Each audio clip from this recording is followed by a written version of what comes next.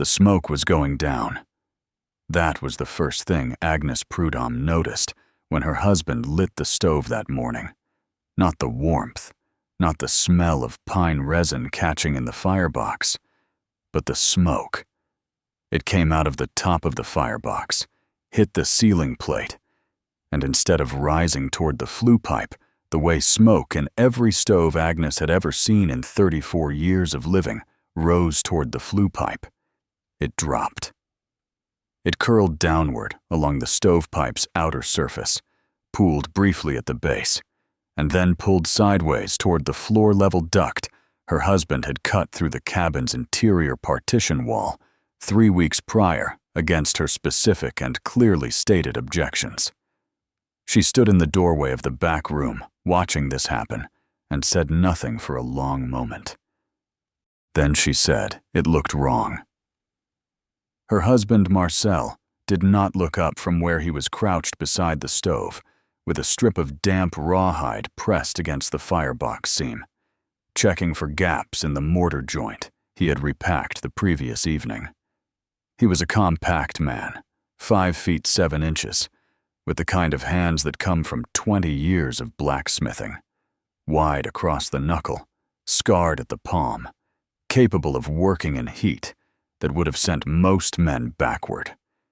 He had been a blacksmith's journeyman in St. Louis before the Territory pulled him west in 1879, and he had spent the 5 years since applying a blacksmith's understanding of heat, draft, and combustion to problems that the Idaho frontier presented with reliable regularity. He said it was supposed to look wrong. The stove Marcel Prudhomme had built in the Teton Basin cabin over the course of 6 weeks that autumn was not a stove in any configuration Agnes had previously encountered. It was not the standard cast-iron box stove that most frontier families relied on, ordered from a catalog and bolted to a stone pad with a vertical flue pipe running straight up through the roof. It was not a fireplace, not a Franklin design, not any variant of the sheet metal field stove that traveling outfits used on the trail. It was something Marcel had worked out on paper over 2 winters, a series of sketches done in pencil on the backs of flour sack labels that covered the inside of his tool chest lid, and had finally built when the combination of materials, time, and a specific problem had arrived simultaneously in the autumn of 1884.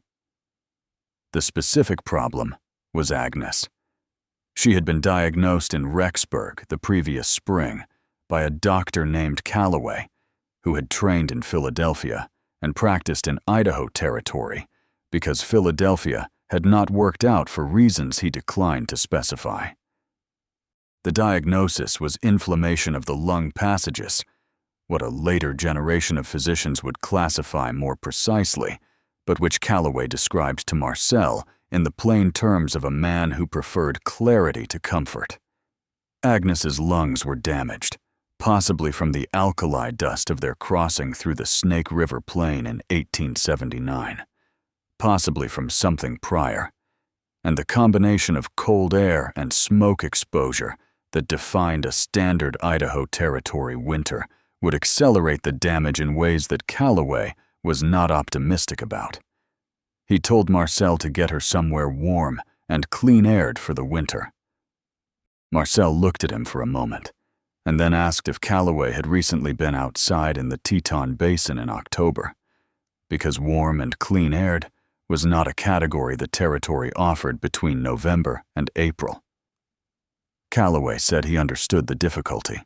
He said he was sorry he did not have better news. He charged Marcel $2 for the visit, and Marcel rode home and sat in the barn for an hour before he went inside. That evening he opened the tool chest and looked at the sketches on the lid.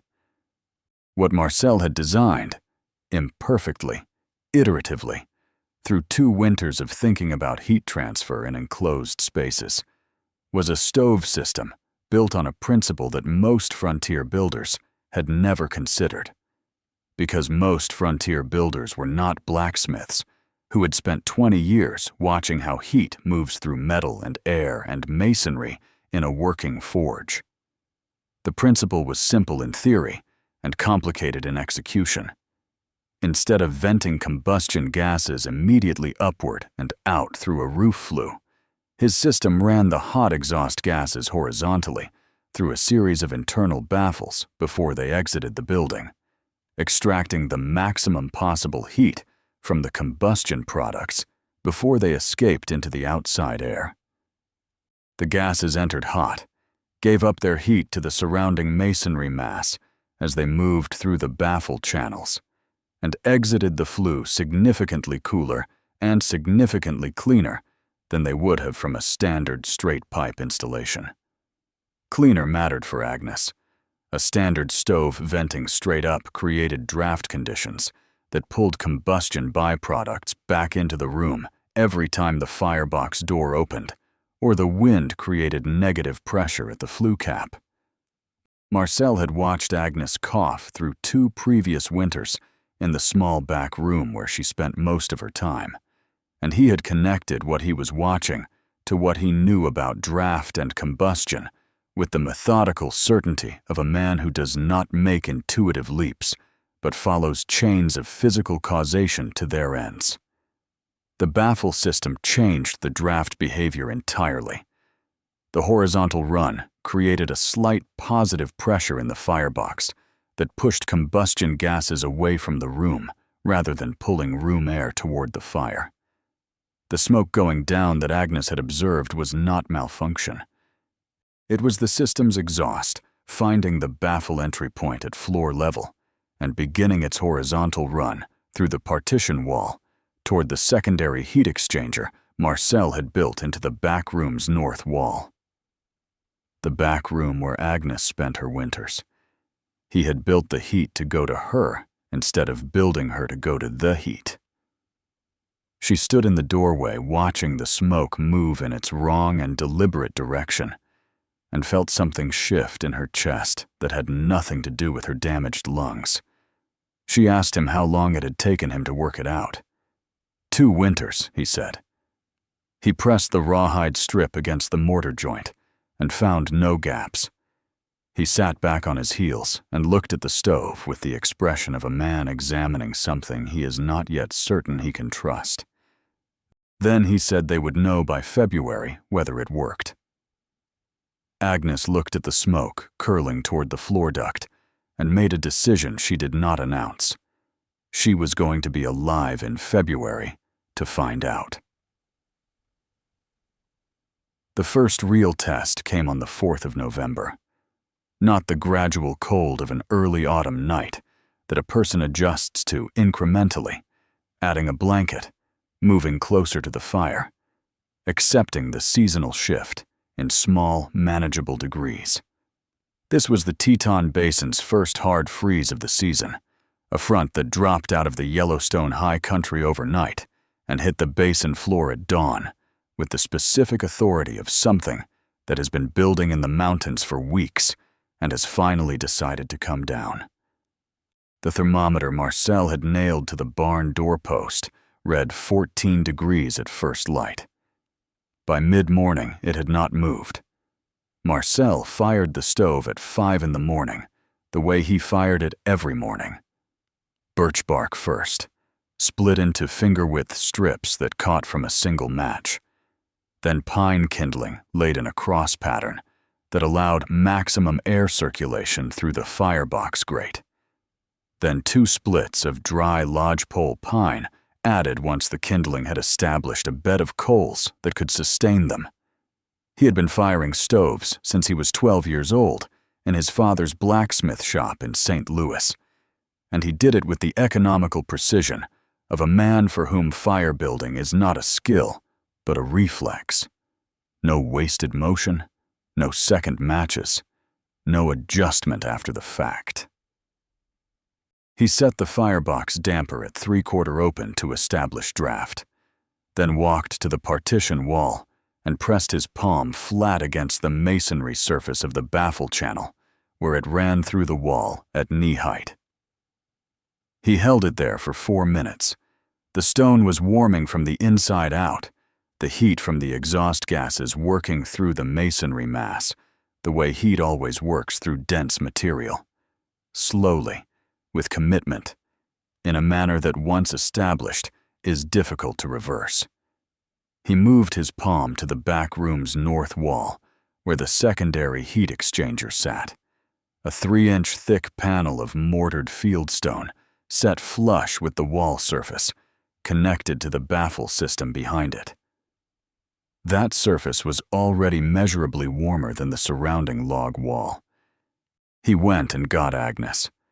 She was already awake, sitting on the edge of the rope bed in the back room, with her hands folded in her lap, and the particular stillness of a woman who has been listening to her own breathing since before dawn and has been making assessments. She had spent 2 previous Idaho winters doing this, lying in the dark, cataloging the state of her lungs, with the careful attention of someone who has been told the instrument is compromised and must be monitored accordingly. The previous 2 winters, the report had been consistent. Tightness across the upper chest by mid-November, a dry cough that arrived with the first hard freeze and did not leave until April, and the specific breathlessness that came from air so cold and dry that her damaged passages seized against it like a fist closing around a stem. This morning, the air in the back room was not cold. It was not warm by any standard that a person comfortable with comfort would have recognized. But it was not the raw Idaho November air that had greeted Agnes on every previous November morning in this cabin. It was the temperature of a room that had a heat source in its wall, not beside it, not across the room from it, but in the wall itself, radiating outward from the fieldstone panel at the consistent, gentle, sustained level that a large thermal mass produces, once it has absorbed enough energy to begin giving it back. Agnes put her hand on the fieldstone panel. She held it there for a long time without speaking.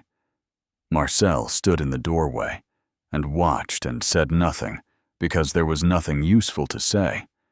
And Marcel Prudhomme had married a woman who needed silence to think in and had learned over 11 years to provide it. She said the wall was warm.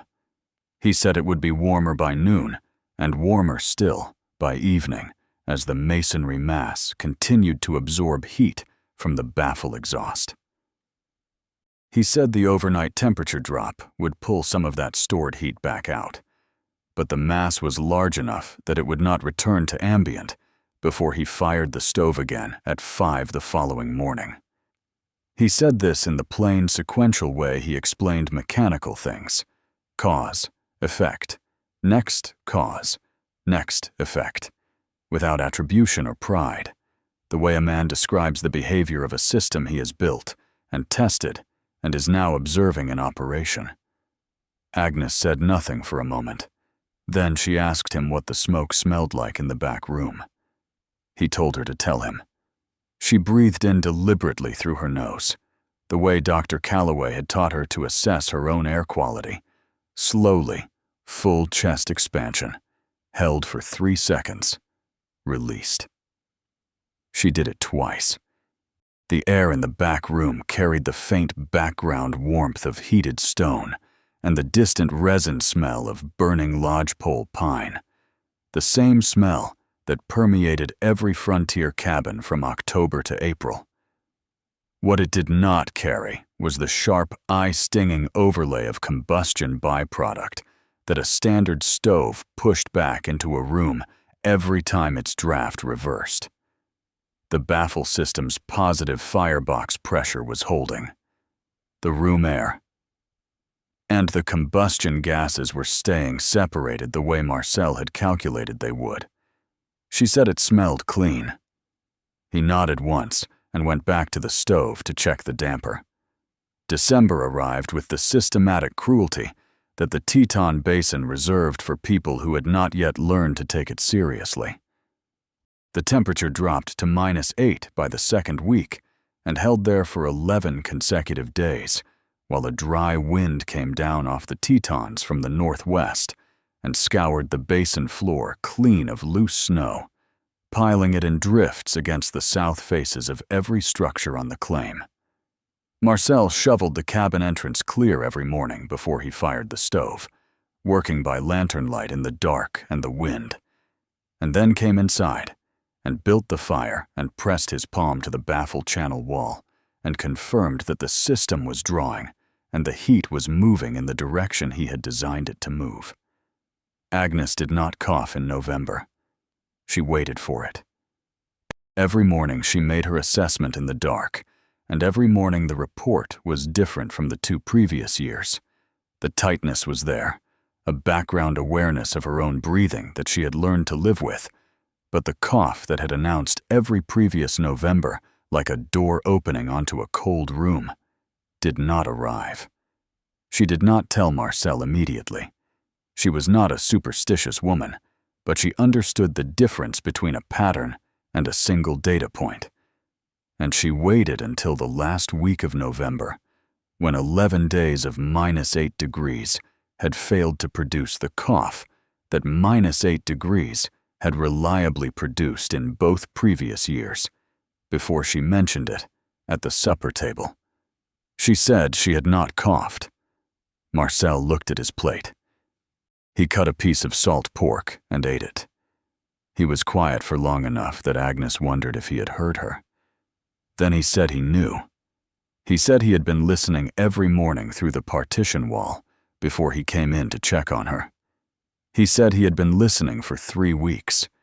He said the absence of the cough was the data point he had been waiting for since he drew the first sketch on the flour sack label 2 winters ago, and that now that he had it, he was going to go back to the tool chest and start working on the modification he had been putting off until he knew the primary system was functioning correctly. Agnes asked what modification. He said the current baffle run lost approximately 30% of its recoverable heat at the elbow joint, where the channel turned from horizontal to vertical before the exterior flew. He said he believed he could recover most of that 30% with a secondary thermal mass installed at the elbow.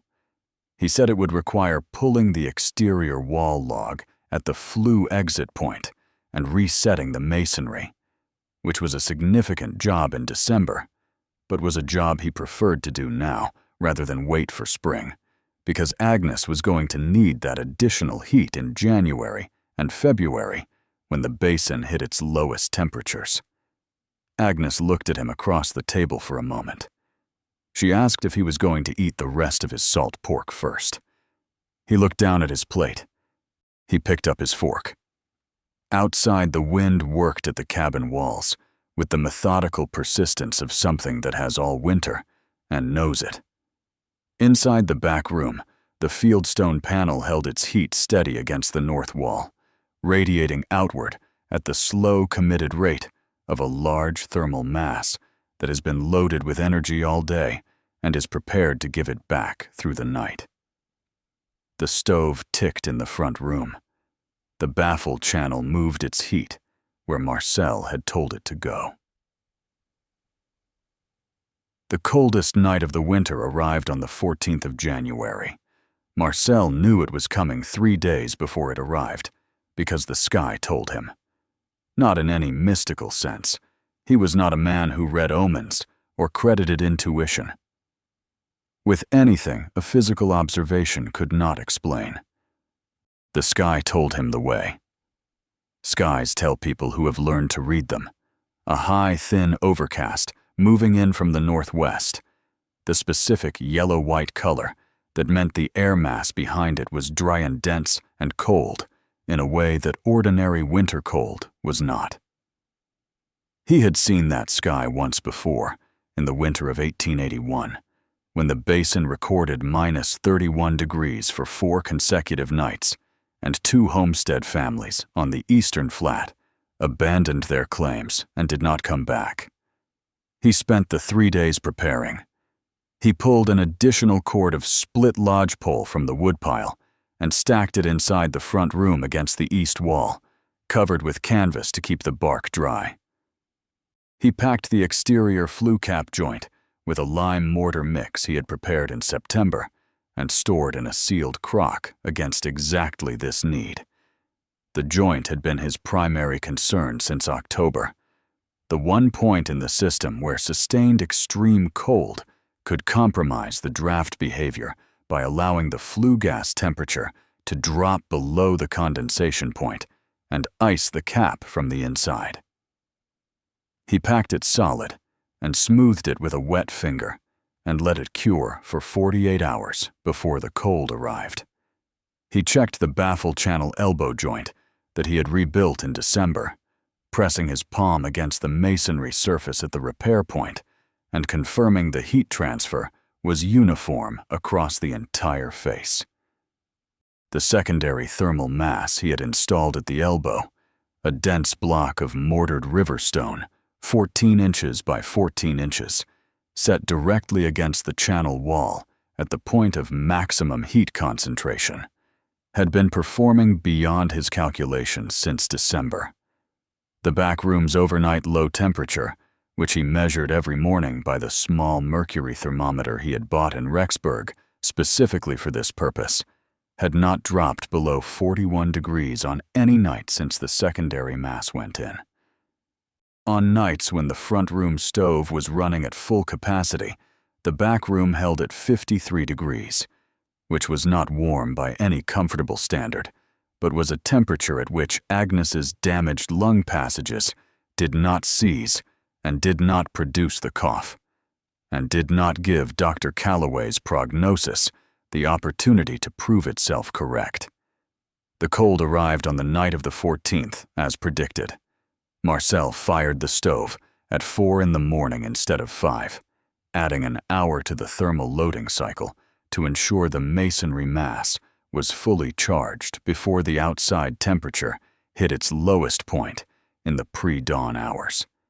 He used 4 splits instead of 3 in the initial load, set the damper at full open for the first 40 minutes to establish maximum draft through the baffle system, then walked the perimeter of the cabin exterior with a lantern checking for frost penetration at the foundation line and the window frame joints. He found 2 points at the north window where the chinking had pulled away from the log in the cold, and he packed them with strips of rawhide from the barn, working with bare hands for 2 minutes before the cold forced him to stop and warm his fingers against his coat lining before continuing. He was back inside by 5:30. Agnes was awake. She was sitting in the back room with her coat across her lap and her hand on the fieldstone panel the way she had developed the habit of sitting every morning since November. Not for warmth specifically, but for information. Reading the panel's surface temperature the way Marcel read the thermometer, using it as a proxy for the system's overnight performance. She had become, over the course of 4 months, a reliable interpreter of the stove's behavior without ever having seen most of its internal components. She knew by the panel's temperature at dawn what the firebox had done overnight. She knew by the quality of the air in the room whether the draft had reversed at any point during the night. She knew things about the system that Marcel had not taught her because she had been living inside it for 4 months and had paid attention. She told him the panel had stayed warm all night. He checked the thermometer. 43 degrees. Outside, by his estimate from the behavior of the moisture in his breath during his perimeter check, the temperature was somewhere between -25 and -30. The differential between inside and outside in the back room was therefore 68 degrees or better, sustained through an overnight period without any additional fuel after the midnight banking. The secondary thermal mass at the elbow joint was responsible for at least 15 degrees of that differential by his calculation. He stood looking at the thermometer for a moment, doing the arithmetic he had been doing in his head for 2 winters, and arriving, for the first time, at a result that matched the number he had originally targeted. He wrote it down in the small notebook he kept in his coat pocket. Not with satisfaction, not with the expansive relief of a man whose gamble has paid off. With the precise, documented notation of a man recording a data point that confirms a hypothesis, and understanding that the confirmation is the beginning of the next set of questions, not the end of anything. The -30 cold held for 6 days. On each of those 6 days, Marcel fired the stove at 4 in the morning and checked the thermometer at dawn and wrote the number in the notebook. The numbers were 43, 41, 44, 42, 43, 45. The variation was within his predicted range. The system performed on every one of those 6 days exactly as the sketches on the flour sack labels had predicted it would perform, which was a thing Marcel had believed was possible for 2 winters, and now knew was true. And knowing was a different condition from believing in ways that he did not have language precise enough to describe, and therefore did not attempt to. Agnes did not cough on any of those 6 days. She sat in the back room with her hand on the fieldstone panel each morning and breathed the clean, warm air that Marcel's baffle system delivered to her. And she made her assessment. And the assessment was the same every morning. The tightness was present, the baseline awareness of her own damaged breathing that she had learned to carry without complaint. But the cough was absent, and the breathlessness that cold, dry air had produced in 2 previous winters was absent, and Dr. Calloway's prognosis was, for this winter at least, failing to materialize on the schedule he had predicted. She wrote Calloway a letter in February. She told him the winter had been the coldest in 4 years in the Teton Basin, and that she had not lost significant ground. She told him her husband had built something she did not have the technical vocabulary to fully describe, but that it kept the back room at a temperature her lungs could manage, and kept the air cleaner than any stove she had previously lived with. She told him she understood this did not change the underlying condition, and that she was not writing to claim a cure. She was writing because Calloway had told her husband to get her somewhere warm and clean-aired, and her husband had decided. In the characteristically direct way he decided things, that if the territory would not provide warm and clean-aired, then he would build it. She thought Calloway should know that it had worked. Calloway wrote back in March. His letter was 2 paragraphs. The first paragraph contained the careful, hedged language of a physician who does not want to overstate what a single winter's data proves about a progressive lung condition. The second paragraph was 3 sentences. He said he had been practicing medicine in Idaho Territory for 6 years. He said he had never heard of a frontier family engineering a solution to a medical problem using a stove and a set of calculations done on flour sack labels. He said he would like to see the sketches if Marcel was ever in Rexburg. Marcel rode to Rexburg in April with the tool chest. He opened the lid and showed Calloway the sketches, 17 of them, covering 4 flour sack labels front and back, annotated in Marcel's small, precise hand, with temperature measurements, baffle dimensions, masonry mass calculations, and the recorded overnight thermometer readings from the notebook going back to November. Calloway stood over the open chest for a long time without speaking. Then he asked Marcel if he would be willing to build the same system for 2 other patients in the basin with similar lung conditions. Marcel said he would need to assess the cabin construction first, because the baffle geometry depended on the wall thickness and the available flue run, and no 2 cabins were identical. He said it would take him most of the summer. He said he would need access to the same limestone shelf he had used for his own mortar, because the local fieldstone did not have the thermal density the system required. Calloway said he would arrange it. Marcel closed the tool chest lid over the flour sack sketches and picked it up and carried it to the wagon and drove back to the Teton Basin, where Agnes was in the kitchen garden for the first time since October, kneeling in the mud of the April thaw, pressing seed onions into the turned earth with her thumb at 4-inch intervals in the deliberate, unhurried way of a woman who is planning for a future she has decided to take as given. She did not look up when the wagon came through the gate. She pressed another onion into the mud and moved 4 inches to the right and pressed another one. Marcel unhitched the horse and put it in the barn and came back and stood at the garden edge and told her Calloway wanted 2 more stoves built before winter. Agnes pressed another onion into the mud. She said he had better start on the mortar.